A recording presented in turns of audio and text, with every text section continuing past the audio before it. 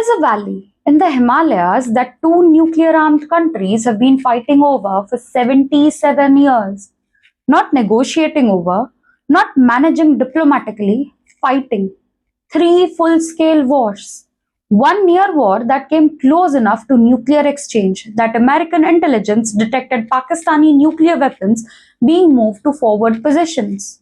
Decades of insurgencies, tens of thousands dead, a line drawn through a mountain range in 1949 that neither country accepts as legitimate, that the United Nations still considers a temporary ceasefire boundary, and that has never, not once in 77 years, been converted into a recognized international border by mutual agreement. In April 2025, gunmen opened fire on Hindu tourists in that valley. 26 people were killed. Within 24 hours, India had suspended the Indus Waters Treaty, a water sharing agreement that had survived three previous full-scale wars between these same two countries. Within 2 weeks, India launched missile strikes deep inside Pakistani territory. For 4 days, the two largest armies in South Asia exchanged fire, drone strikes, and artillery bombardment across a shared border. US intelligence monitored indicators suggesting Pakistan's nuclear posture may have changed. India's Prime Minister, in his speech after the ceasefire, specifically warned that India would no longer tolerate what he called nuclear blackmail. The ceasefire held. The world moved on to Iran.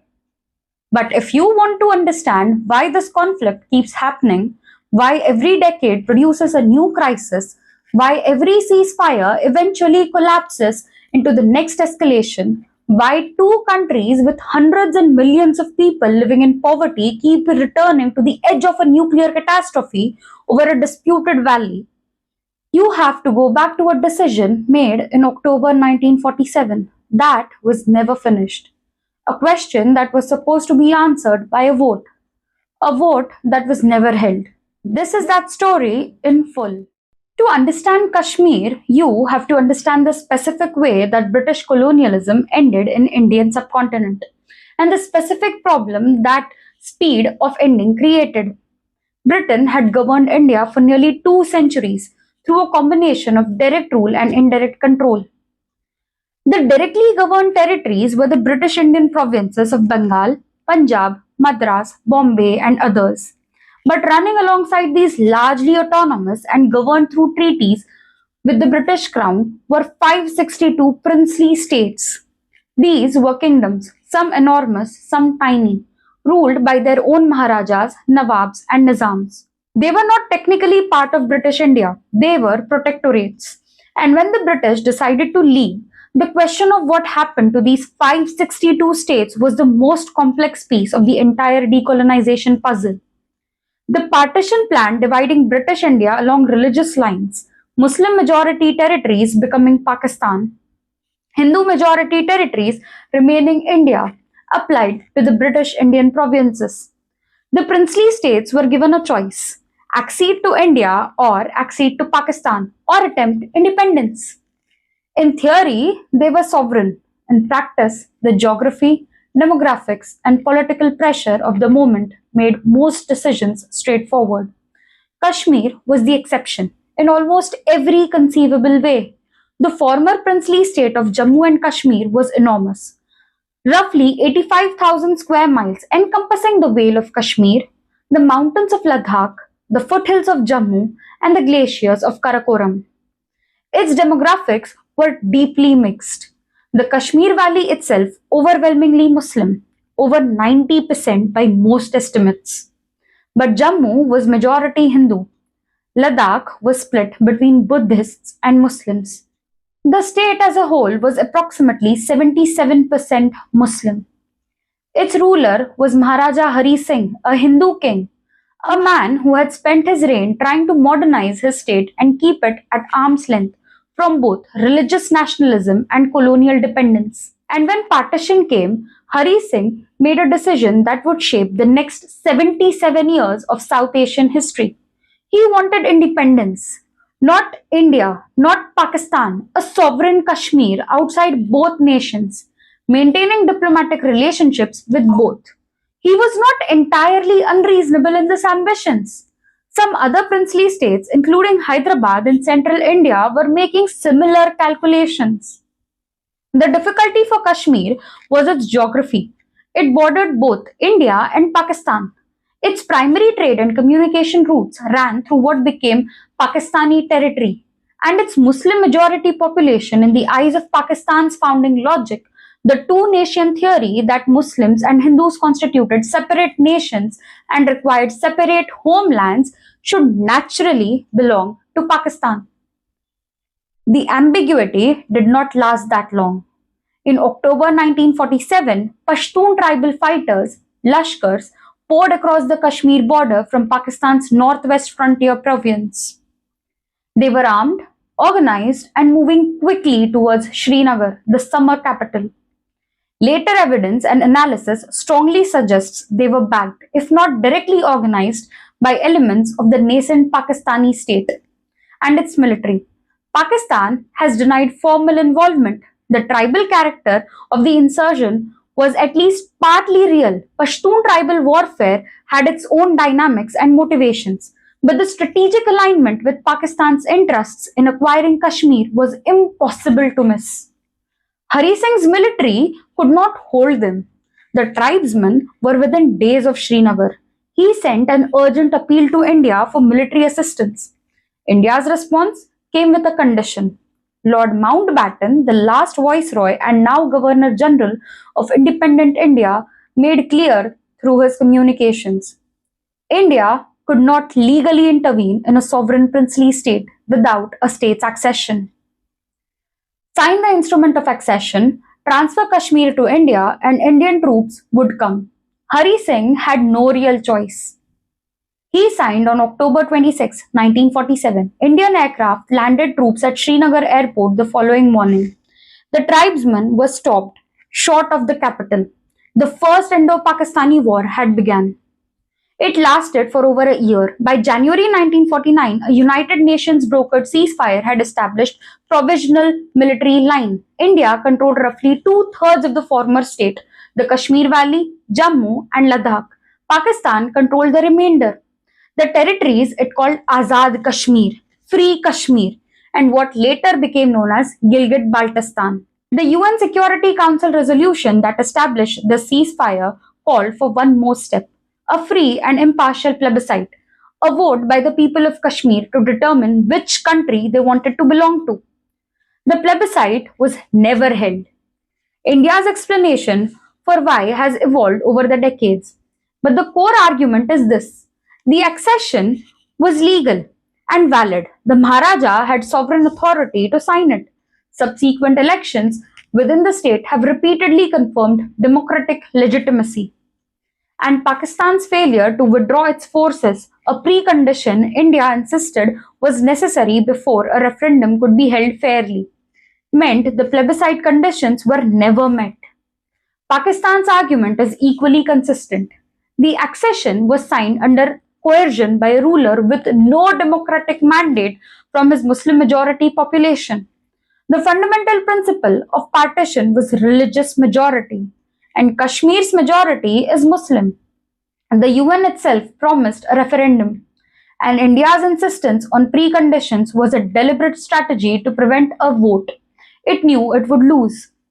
The United Nations Military Observer Group in India and Pakistan, UNMOGIP, has been stationed in the region since 1949. It monitors the ceasefire line. It has been doing so continuously for 75 years. The dispute it was created to help resolve has not been resolved. The ceasefire line it monitors is still a ceasefire line, not a recognized international border. This is the foundation. Everything else, every war, every attack, every crisis, every negotiation, every failed proposal is built on top of this single unresolved question: who does Kashmir belong to? The 1947 and 49 war was the first. It would not be the last. By the mid-1960s, Pakistan had watched a decade and a half of Indian consolidation in Kashmir with growing frustration. India had unilaterally declared Jammu and Kashmir an integral part of the Indian Union in 1956, a move Pakistan and the international community rejected. The promised plebiscite had been quietly buried under administrative layers. And in the Kashmir Valley itself, the Indian government had systematically eroded the autonomy provisions that had been part of the accession arrangement, replacing locally accountable governance with direct control from Delhi. Discontent was building in the valley. Pakistan saw an opportunity. In 1965, Pakistan launched Operation Gibraltar. The plan was to infiltrate several thousands of armed fighters into Indian administered Kashmir, disguised as ordinary Kashmiris, who would blend into the population and spark a popular uprising. The uprising would create conditions for Pakistani military intervention. Kashmir would be detached from India. The plan failed immediately. The Kashmiri population did not rise up. Instead, many locals informed Indian security forces of the infiltrators' presence. India discovered the operation and launched a full military counterattack, not just in Kashmir but across the international border into the Pakistani Punjab. What followed was a 17-day conventional war. Both sides attacked across the border. Lahore was threatened. Hundreds of tanks engaged in the largest armored battle in Asia since World War II. Over 6,000 soldiers died. The Soviet Union brokered a ceasefire. The Tashkent Declaration of January 1966 returned both sides to their pre-war positions. Pakistan had not moved the line of control by a single meter. In 1971, the two countries fought again, this time primarily over East Pakistan, where a Bengali independence movement was being brutally suppressed by the Pakistani military. India intervened decisively in support of the Bengali population. In 13 days, the Pakistani military in East Pakistan surrendered. Bangladesh was born. It was the most consequential military defeat in Pakistani history. Pakistan lost over half of its population and its eastern wing. Dismembered by a country it had fought twice and resented deeply. The peace settlement that followed, the Shimla Agreement of 1972, formally renamed the ceasefire line in Kashmir, the line of control. This was not merely semantic. India consistently uses the Shimla Agreement to argue that the Kashmir dispute should be handled bilaterally between India and Pakistan, rather than through the United Nations or a third-party international mechanisms. The agreement, India argued, superseded the UN resolutions of 1948 and 49. Pakistan has never accepted this interpretation. Pakistan argues that a bilateral agreement between two countries cannot abrogate UN Security Council resolutions, which have a higher standing in the international law. The dispute over whether the 1948 UN resolutions still apply or whether Shimla rendered them obsolete is itself an unresolved legal argument that both countries have been having for 50 years. After 1972, a kind of exhausted stalemate settled over the conflict. The line of control remained. Diplomatic skirmishes continued. And in the valley and mountains of Jammu and Kashmir, discontent accumulated quietly for the next 2 decades. For 3 decades after 1947, the Kashmir conflict was primarily a conventional military and diplomatic dispute. Two armies, a provisional line, and unresolved legal status. Periodic escalations that were contained and returned to the status quo. In 1989, the character of the conflict changed fundamentally. And to understand why, you need to look not at Kashmir, but at Afghanistan. In December 1979, the Soviet Union invaded Afghanistan. The Carter and then Reagan administrations in the United States, working through Pakistan's Inter-Services Intelligence, the ISI, launched one of the largest covert programs in the CIA history. Billions of dollars, hundreds of thousands of weapons, Stinger missiles, satellite intelligence, territories that processed tens of thousands of fighters, including volunteers from across the Muslim world. Egypt, Saudi Arabia, Jordan, Algeria, and eventually a Saudi dissident named Osama bin Laden.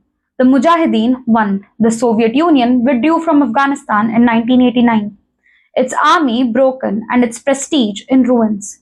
The Cold War was essentially over in Central Asia, but the infrastructure that had been built to fight the Soviets did not simply disappear.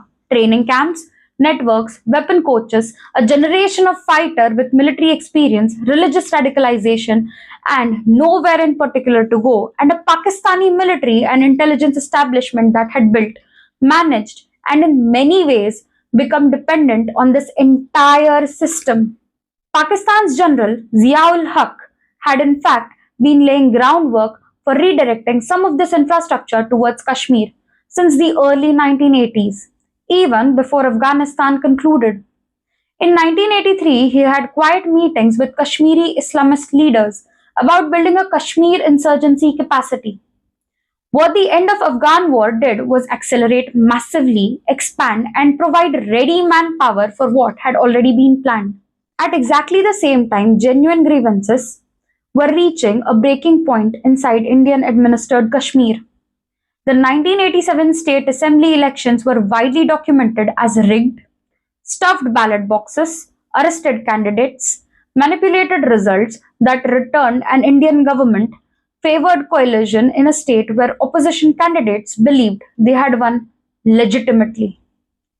Young Kashmiri men who had participated in the democratic procession had been cheated of its outcome, did not turn to another election. Many of them crossed the line of control into Pakistan administered territory to receive weapons training. What erupted in 1989 was therefore not simply an externally manufactured insurgency. It was the collision of three forces: genuine Kashmiri political grievance, rooted in democratic denial, the strategic calculations of Pakistan's military establishment, and the post-Afghanistan availability of fighters, weapons, and organizational infrastructure. The result was a conflict whose character was from beginning deeply ambiguous, simultaneously an authentic expression of Kashmiri frustration and a Pakistani proxy operation. The insurgency erupted with extraordinary violence. Within months, India had deployed what would eventually grow to over 600,000 soldiers in Jammu and Kashmir, making it per square kilometer one of the most militarized territories on the earth. The methods employed by Indian security forces, mass detentions, torture documented by human rights organizations, enforced disappearances, collective punishment of villages generated their own spiral of resentment and resistance. The cycle of violence fed itself. And then there was what happened to the Kashmiri Pandits. In January 1990, in a single terrifying night, the full horror of what was happening became impossible to ignore. Mosques across Kashmir Valley broadcast messages through loudspeakers throughout the night. The slogans varied, but the message was uniform: Raliv, Chaliv, Ya Galiv. Convert, leave, or die. Kashmiri Pandits, the valley's indigenous Hindu minority, were told to leave their ancestral homeland. Letters were placed on doors. Notices appeared in newspapers. Public calls were made from religious platforms ordering Hindus to flee. The Kashmiri Pandits were a community with roots in the Kashmir Valley going back to thousands of years. They were approximately 160,000 people, deeply educated, historically prominent in the valley's professional and administrative life. In the eyes of the insurgency's most radical elements, they were the face of Indian rule in Kashmir, and they were targeted for that reason. What followed was one of the largest forced displacements of a religious minority in South Asian history since partition itself, also called as the Kashmiri Pandit Genocide. High-profile members of the community were assassinated first. Judges, intelligence officers, prominent professionals to terrorize the rest into leaving. Tika Lal Taplu, a senior leader, was shot dead at his home. Justice Neelkant Ganju was killed in Marketplace. These were targeted killings designed to send a message. Within weeks and months through early 1990, the overwhelming majority of Kashmiri Pandits fled the valley. They left in the middle of winter. They left with almost nothing. They ended up in the camps of Jammu in cramped accommodation in Delhi, displaced from everything they had ever known. The community was driven from land their families had lived on for millennia. In months, over 600,000 Indian soldiers were deployed in Jammu and Kashmir. At this time, the Indian state did not protect the Kashmiri Pandits. Most of the displaced families have never returned. By 2011 census, fewer than 3,000 families remained in the valley. A community that had defined Kashmir's intellectual and cultural life for thousands of years had been effectively eliminated from its homeland. Whatever the legal definition applied, the India's National Human Rights Commission described the events as akin to genocide. What happened to the Kashmiri Pandits was a deliberate ethnic cleansing of the minority population from its ancestral land. It was a crime and it was never answered.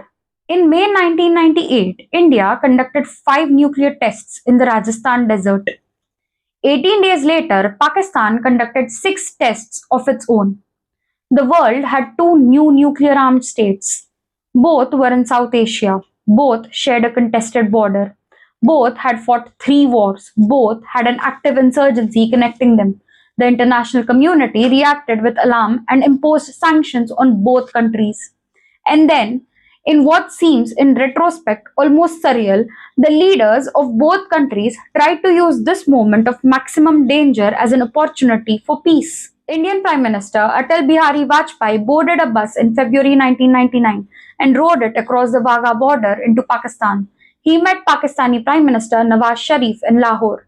They signed the Lahore Declaration, a commitment to peaceful resolution of all disputes, including Kashmir, through bilateral dialogue, to resolve differences through peaceful means, to refrain from intervention and interference in each other's internal affairs. It was one of the most helpful moments in the history of the two countries' relationship. 2 months later, Indian Army patrols in the mountains of Kargil discovered that the forward military posts they had vacated for winter were occupied by armed fighters. The scale of what India found was staggering. In the winter of 1998 and 99, while Indian soldiers had left their high altitude positions in the Kargil sector during the brutal cold season, as they did every winter, as their Pakistani counterparts had always done too, Pakistani forces had quietly crossed the line of control and taken those positions. Troops from Pakistan's Northern Light Infantry, the elite high altitude parliamentary forces disguised as militants. They were entrenched at elevations of up to 18,000 feet, commanding strategic heights above National Highway 1, the single road connecting Srinagar to Ladakh, India's supply line to its entire northeastern military presence. The operation had been planned for months. It had a code name, Operation Badr. Its strategic logic was clear. By controlling the heights above the highway, Pakistan could threaten to cut off Indian forces in Ladakh, forcing India to negotiate under military pressure. What remains disputed and contested bitterly within Pakistan to this day is who knew about the operation. Pakistan's Prime Minister Nawaz Sharif, who had signed the Lahore Declaration 2 months earlier pledging peaceful resolution of disputes, later claimed he had not been fully briefed. That General Pervez Musharraf, the army chief, had planned and launched the operation without full civilian authorization. That he, Sharif, had been deceived by his own military into signing a peace declaration, while the military simultaneously planned a military operation that would destroy the peace. Musharraf contested this account, claiming Sharif had been briefed. The truth is probably somewhere between these two claims, and the details of exactly who knew what and when remain murky. What is unambiguous is the strategic context. The Pakistani military, or at least the small group of journals around Musharraf, had planned a military operation that directly violated the spirit, if not the letter, of what their civilian prime minister had just committed to in Lahore. What followed was 74 days of war in the most extreme terrain imaginable. India launched Operation Vijay, a grinding campaign to retake peak after peak at elevations where altitude sickness could kill a healthy soldier, where thin air reduced aircraft performance, where supply lines were nearly impossible. Indian soldiers climbed exposed ridges under direct fire from positions thousands of feet above them. The Indian Air Force flew thousands of sorties. Both sides suffered over 1,000 battle deaths. And beneath the conventional conflict, something more frightening was happening. US intelligence during the Kargil crisis detected Pakistani movements of nuclear weapons towards forward deployments. Pakistan was preparing for the possibility that conventional military losses might lead India to escalate. American intelligence concluded, and Brookings later confirmed in its analysis, that Pakistan was genuinely flirting with nuclear war. President Clinton said his national security advisor, Bruce Riedel, to Pakistan. He met with Nawaz Sharif on July 4, 1999, American Independence Day, a deliberate signal of where America stood. Clinton's message was unambiguous: withdraw your forces to their pre-war positions, or the United States will publicly blame Pakistan for this war and its consequences. Clinton also warned Sharif about Pakistan's support for the Al-Qaeda, a preview of what would become the central issue in US-Pakistan relations 2 years later. Sharif agreed. Pakistani forces began withdrawing from Kargil in mid-July. By late July, India had recaptured all the positions. The war ended where it had begun, the line of control unchanged. Pakistan had suffered a military defeat, a diplomatic humiliation, and destruction of the peace processes that its own prime minister had just tried to build. Musharraf was not punished. He launched a coup against Sharif in October 1999, took power, and governed Pakistan for the next decade. The Kargil War left two lasting analytical legacies that shaped every subsequent crisis. The first was the stability-instability paradox. The theory, and Kargil provided the empirical proof, holds that nuclear weapons between the two adversaries simultaneously reduce the probability of all-out war, while increasing the probability of smaller, high-risk conventional conflicts. Pakistan had calculated that nuclear deterrence would prevent India from escalating in response to limited territorial grab. India chose to fight a limited conventional war rather than accept the loss. Neither side crossed the nuclear threshold. The lesson Pakistan's military drew was not that the nuclear umbrella was useless. It was that nuclear weapons enabled conventional adventurism, as long as escalation was carefully managed. The second legacy was about the Pakistani military's relationship to civilian government and to peace processes. The Kargil operation, planned and launched simultaneously with a peace declaration signed by Pakistan's own Prime Minister, demonstrated that the Pakistani military was willing to actively undermine civilian diplomatic efforts when it judged its strategic interests demanded it. This pattern, civilian overtures for peace undermined by military or intelligence operations, would repeat itself across subsequent decades with devastating consistency. The insurgency continued through the 2000s, evolving in character as different militant groups rose and fell. The political context around it changed too. After September 11, 2001, the United States was deeply invested in Pakistan as an ally in the Afghanistan war, which complicated American willingness to pressure Pakistan on Kashmir. Pakistan found itself simultaneously fighting the Taliban insurgency that its own intelligence establishment had helped create, and maintaining the Kashmir-focused militant infrastructure it had built in the 1990s. This dual game, fighting some militants while protecting others, created contradictions that Pakistan never fully resolved. And it eventually produced one of the most shocking terrorist attacks of the 21st century on November 26, 2008, a date known in India as 26/11. 10 gunmen sailed from Karachi, crossed the Arabian Sea, hijacked an Indian flesh trawler, killed the crew, and came ashore in Mumbai. They split into teams. They attacked simultaneously the Taj Mahal Palace Hotel, the Oberoi Trident Hotel, the Nariman House Jewish Cultural Center, the Chhatrapati Shivaji Maharaj Terminus Railway Station, the Leopold Cafe. For 60 hours, 10 young men held India's commercial capital under siege. 166 people were killed. More than 300 were injured. The dead included Indian citizens, Americans, Israelis, British nationals, and citizens of dozens of other countries. 9 of the 10 attackers were killed. One Ajmal Kasab was captured alive by Tukaram Umle. His confession was unambiguous. The attackers were members of Lashkar-e-Taiba trained in Pakistan. Their operation controlled by commanders in Pakistan via satellite phone. The subsequent investigation removed any ambiguity about Pakistani state involvement. David Coleman Headley, a Pakistani American who had spent years doing reconnaissance for Lashkar-e-Taiba, was arrested in the United States in 2009 and testified in federal court. His testimony was specific and detailed. ISI officers had funded his reconnaissance trips to Mumbai. A Pakistani Navy frogman had helped plan the maritime approach. An ISI officer known as Major Iqbal had given him money and operational instructions. He had met with 6 different Pakistani intelligence officers during his time with the group. The control room directing the attack in real time, giving instructions to the gunmen by satellite phone as they moved through the hotels. Killing people was in Karachi, staffed by Lashkar handlers with ISI connections.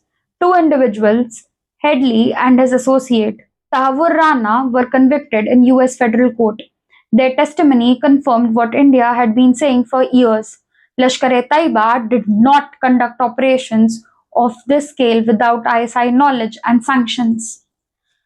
This is not India's claim against Pakistan. This is the verdict of the American federal justice system based on testimony under oath in a courtroom in Chicago. Pakistan's position that the Mumbai attacks were carried out by non-state actors without state knowledge is contradicted by evidence confirmed in the United States courts. Lashkar-e-Taiba's founder, Hafiz Saeed, continued to operate openly in Pakistan for years after Mumbai. He gave public speeches, he attended rallies, he ran a charity. The masterminds of an attack that killed 166 people, including 6 Americans, walked free in Pakistan for over a decade. Only under sustained pressure from the Financial Action Task Force, whose grey listing threatened Pakistan's access to the international financial system, did Pakistan eventually take serious action against Lashkar's leadership structure, beginning around 2019. On September 18, 2016, 4 militants attacked an Indian army camp at Uri, a garrison town near the line of control in northern Kashmir. It was a pre-dawn assault. 19 Indian soldiers were killed. Jaish-e-Mohammed, the Pakistan-based group founded with ISI backing, was held responsible.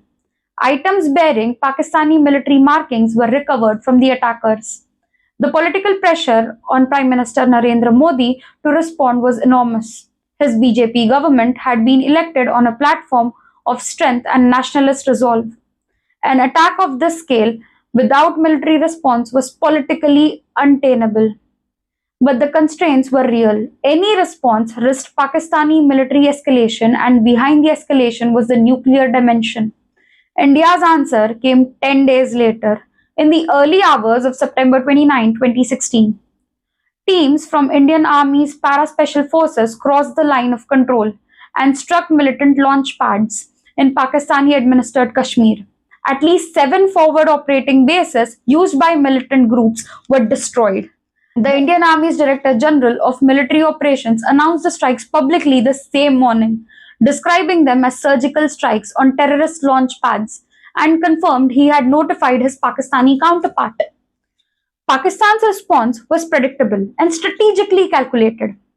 The Pakistani military denied any surgical strikes had taken place, insisting that there had been cross-border firing. 2 Pakistani soldiers were confirmed dead.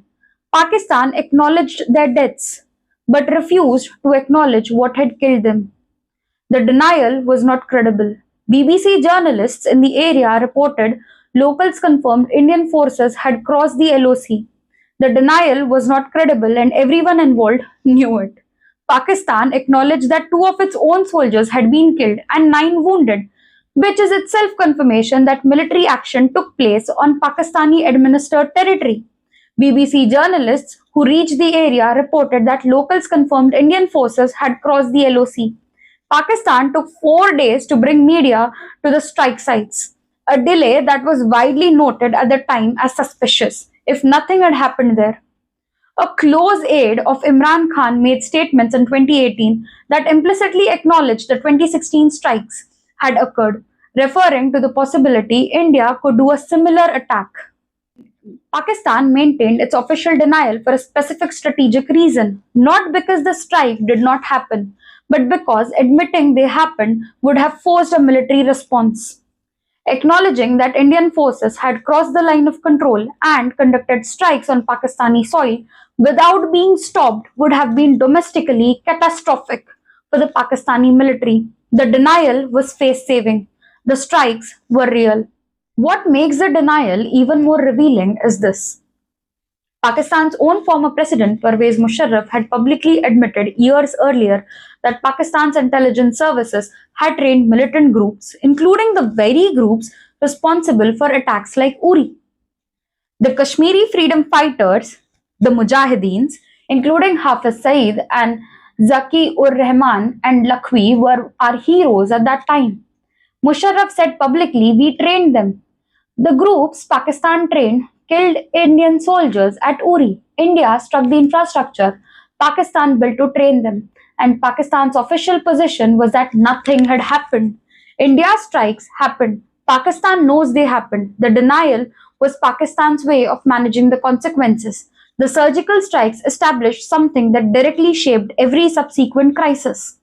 India under Modi would use military force across the line of control in response to major terrorist attacks. The era of strategic restraint, absorbing Pakistani-sponsored terrorism without military retaliation, was over. On February 14, 2019, a young Kashmiri man named Adil Ahmad Dar drove a car packed with over 300 kilograms of explosives into a convoy of Central Reserve Police Force vehicles on the Jammu-Srinagar highway near Pulwama. 40 CRPF personnel were killed. It was the deadliest attack on Indian security forces in Kashmir since the insurgency began in 1989. Jaish-e-Mohammed claimed responsibility. The Indian public reaction was volcanic. The anti-Pakistan protests, calls for war, diplomatic expulsions, India revoked Pakistan's most favored nation trading status. Bilateral cricket was cancelled. The political pressure on Modi in an election year was intense. 12 days later, on February 26, 12 Indian Mirage 2000 jets crossed the line of control and dropped bombs on a location near the town of Balakot in Pakistan's Khyber Pakhtunkhwa province inside Pakistan's proper, not in Pakistani administered Kashmir. This was the first Indian airstrike on Pakistani soil since the 1971 war. It crossed a threshold that no previous Indian government in the nuclear era had crossed. India claimed it had struck a Jaish-e-Mohammed training camp and killed a very large number of terrorists. Pakistan claimed the jet had dropped their bombs in an uninhabited forest and fled when Pakistani fighters scrambled to intercept them. Satellite imagery analysis by the Atlantic Council Planet Labs and the Australian Strategic Policy Institute concluded the bombs had struck near a hillside structure but caused no significant damage. The following day, Pakistan launched retaliatory airstrikes against Indian military targets in Kashmir. In the aerial engagement that followed, an Indian MiG-21 Bison was shot down over Pakistani-administered territory. Its pilot wing commander, Abhinandan Vartaman, ejected and was captured by Pakistani forces. For 2 days, India and Pakistan, two nuclear-armed states, were in an active aerial confrontation. India was contemplating multiple conventional missile strikes inside Pakistan. Pakistan promised an immediate scaled-up military response. The crisis was, as one Arms Control Association analysis put it, on the brink of a major war. Pakistan released the Indian pilot after 48 hours in a gesture calculated to offer both countries an off-ramp. The gesture worked. Modi accepted the gesture. The crisis de-escalated. The Balakot episode established something analytically critical that directly informed what happened in 2025. For the first time, India had conducted an airstrike on Pakistani soils in the nuclear era. The theoretical belief that nuclear deterrence made cross-border airstrikes unthinkable that any Indian military action on Pakistani territory would automatically risk nuclear escalation had been tested and found to be wrong. India had done it. Pakistan had responded with conventional air action. Nuclear weapons had not been used. The escalation ladder had been climbed a rung, and the world had not ended. India's military and political establishments drew a very specific lesson. There is more conventional escalation space available against Pakistan than was previously assumed.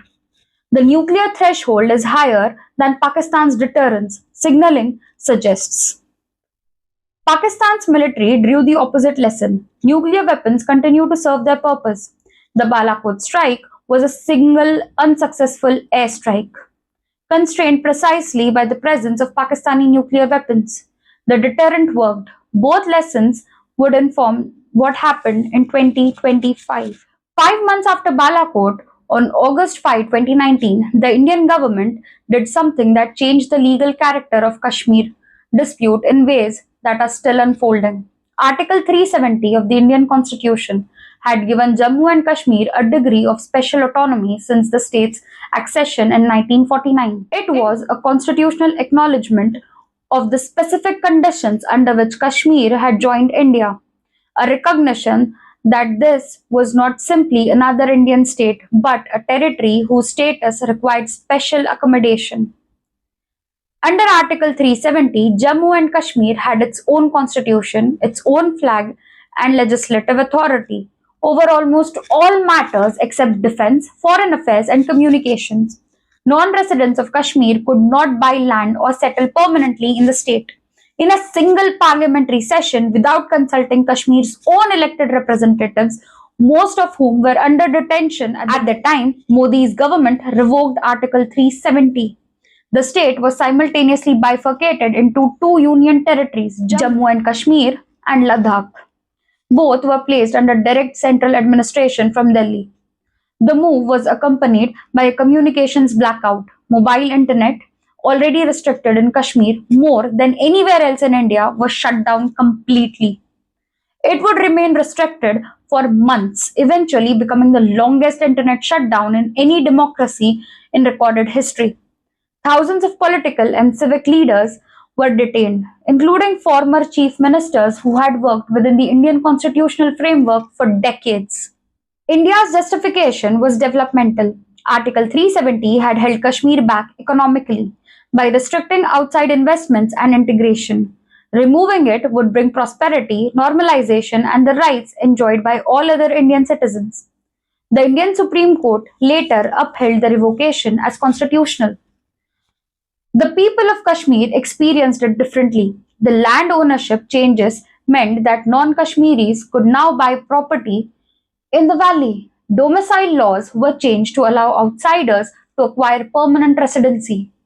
Many Kashmiris across political affiliations understood this not as development policy, but as deliberate attempt to change the demographic character of the region, to dilute the Muslim majority that forms the basis of Pakistan's legal claim and much of Kashmir's own political identity.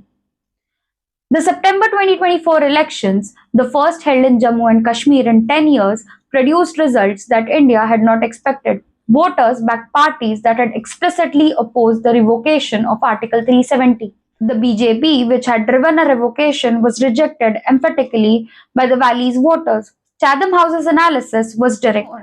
The elections that India had promoted as evidence of normalization demonstrated exactly the opposite.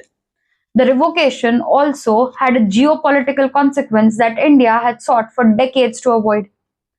Internationalization. India had consistently argued for years that Kashmir was a bilateral issue between India and Pakistan to be resolved through the Shimla framework, not through the United Nations, not through international mediation. The revocation of Article 370 provoked immediate international response. The United Nations reaffirmed Kashmir's status as disputed territory. Pakistan took the issue to international forums. The world, which had largely accepted India's bilateral framing, was reminded that it had never formally endorsed it. And then came April 2025. On April 22, 2025, gunmen opened fire in the Baisaran Valley near Pahalgam in Indian-administered Kashmir. 26 people were killed. 25 were Indian national tourists who had come to a region that India had been specifically promoting as proof of post-evacuation normalization. One was Nepali. The attack was the deadliest targeting of civilians in Indian administered Kashmir since the Mumbai attacks of 2008. The Resistance Front, a shadow organization widely regarded as a proxy for Lashkar-e-Taiba, initially claimed responsibility. The symbolic targeting of tourists was not incidental. The return of tourism to Kashmir had been centerpiece of India's narrative about Article 370's success. Families on holiday in mountain meadows, not soldiers, not officials, but ordinary people who had come because the government told them it was safe, were the target. To be honest, the ordinary Hindus were the target.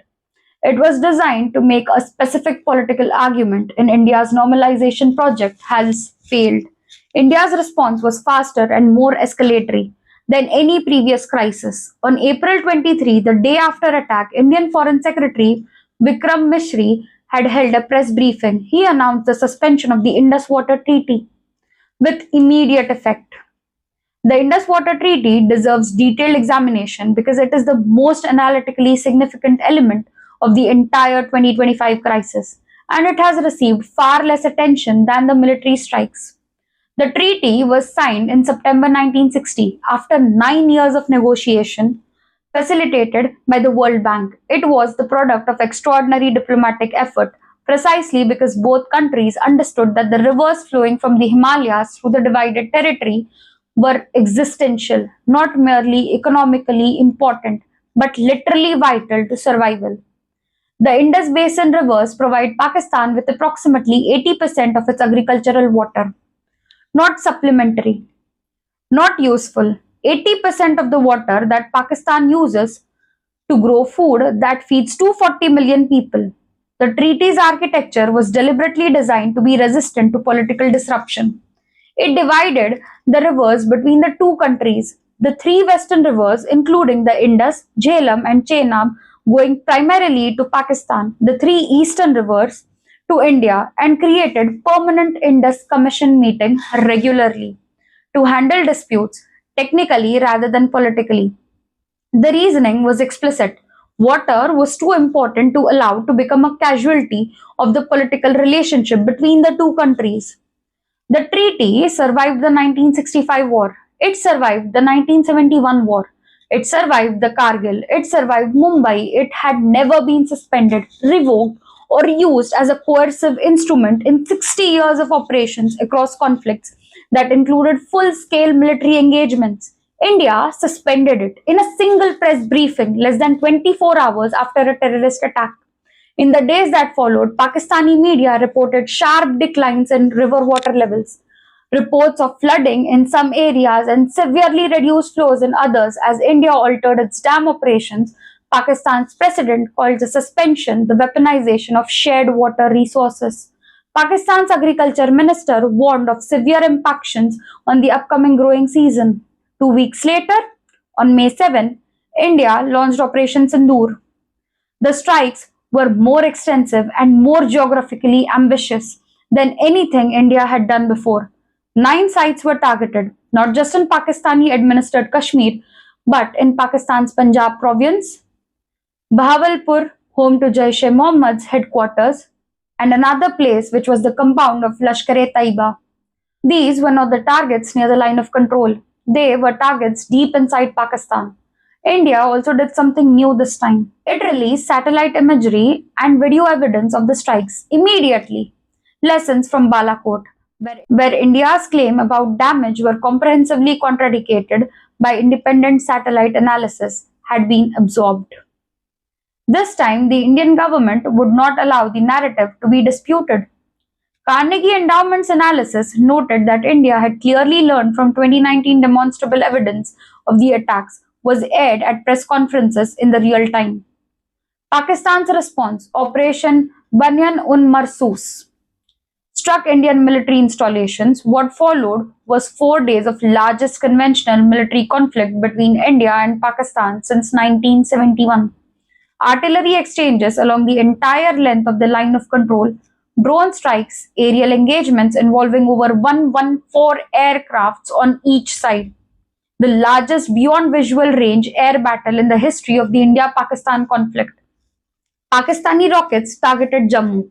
Indian missiles continued striking targets inside Pakistan. And the nuclear dimension was not theoretical. US intelligence was monitoring for indicators of nuclear posture changes on both sides. India's Prime Minister Modi, in a speech after the ceasefire, specifically said India would no longer tolerate nuclear blackmail. The strategic logic by which Pakistan's nuclear arsenal had functioned as a deterrent against Indian conventional retaliation for Pakistan-sponsored terrorism. That phrase was a direct statement of new military doctrine. The ceasefire was announced on May 10. Trump claimed credit for brokering it. India rejected the characterization, insisting the ceasefire was the product of direct military-to-military communication. Pakistan credited multiple intermediaries, including the United States, UK, Turkey, and Saudi Arabia. Both countries declared victory. Both countries' propaganda machines went into overdrive. India claiming devastating strikes on terrorists' infrastructure, Pakistan claiming to have shot down Indian aircraft and successfully defended its territory. Independent analysts found elements of truth in both accounts. What nobody disputed was what had happened. The Indus Waters Treaty remained suspended. Trade remained halted. Airspace remained closed. The Atari-Wagah border crossing remained shut. None of the punitive non-military measures implemented after Pahalgam had been reversed. A ceasefire was reached. A normalization was not. Researchers studying the Kashmir dispute have documented 46 separate proposals to resolve it, made between 1947 and the present day. Academic papers, government proposals, track 2 dialogues, international mediations, UN frameworks, bilateral confidence, building measures. 46 attempts across 77 years. None of them succeeded. The reason is not failure of diplomacy or imagination. It is that the two countries' core positions constitute a logical contradiction, not a negotiating gap. You cannot bridge a logical contradiction through compromise. You can only choose which side's position to accept, and neither side will accept the others. India's position, the 1947 Instrument of Accession, was legal. Kashmir is Indian. The matter is closed. Subsequent elections have provided democratic legitimacy. The bilateral Shimla Agreement supersedes the UN resolution. There is nothing to negotiate about the territory status. Pakistan's position? The accession was illegitimate. The people of Kashmir were promised a referendum. The UN resolutions of 1948 and 49 remain in force. Kashmir's Muslim majority has a right to self-determination. The matter is open. And then almost never include in the analysis. There is a third position, when Kashmiris themselves have been polled. The most common response is neither India nor Pakistan. It is independence. A 2013 poll conducted on both sides of the line of control by Chatham House found that 43% of the respondents in Indian-administered Kashmir wanted independence. 21% wanted to remain in India. 15% wanted to join Pakistan. In Pakistani-administered Kashmir, Azad Kashmir, the numbers were very different. But across the territory as a whole, independence was plurality, preference. Neither India nor Pakistan will accept Kashmiri independence. It is simply not on either country's table. The people whose territory this is, the people in whose name both countries claim to be fighting, hold the one position that both countries have mutually agreed is impossible. What has kept this conflict from becoming a full-scale nuclear war has been a combination of factors that are becoming more fragile, not more stable. American diplomatic intervention in acute crisis, critical in Kargil in 1999, important in 2001 and 2, significant in 2019, was deeply diminished. In 2025, J.D. Vance explicitly said India-Pakistan was none of our business. The US was absorbed in Iran. The safety net was thinner than at any point in the nuclear era. Nuclear deterrence itself functions as a kind of terrible floor preventing full-scale war, while enabling the smaller, higher-risk conflicts that play out, preventing full-scale war while enabling the smaller, higher-risk conflicts that play out beneath the nuclear threshold. The stability instability paradox means that as long as both countries have nuclear weapons, you will get smaller unconventional conflicts. Kargil, Uri, Balakot, Operation Sindoor, the next one, and the Indus Waters Treaty is still suspended. This matters in ways that will not be visible for years but will eventually become existential. Pakistan's agriculture, its food security, its water supply for 240 million people, all of it is downstream of Indian decisions about dams on rivers that cross the line of control. The treaty that was supposed to insulate water from political relationship has been weaponized. If it remains suspended, or if India develops the habit of using it as a coercive instrument, the long-term implications for Pakistan are catastrophic. Water wars. The analyst community has warned about them for decades. The Indus Waters Treaty suspension of 2025 may be the first shot.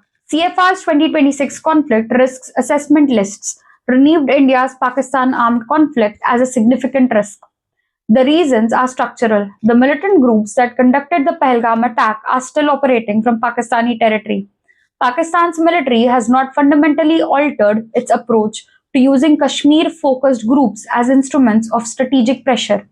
India under Modi has established a doctrine of military retaliation for terrorist attacks that commits it to escalation. It may not always be able to control, and the political dynamics in both countries make de-escalation harder than escalation in both India and Pakistan. Appearing weak on Kashmir is politically terminal. The valley itself is exhausted. 77 years of conflict, 30 years of insurgency, hundreds of thousands of soldiers, pellet guns, enforced disappearances, a generation that has grown up knowing nothing but militarization and periodic convulsions of violence, a tourism industry that Pakistan tried to destroy with a single attack, a Pandit community that was driven out of its ancestral home 35 years ago and has never returned. The referendum was promised in 1949, it was never held.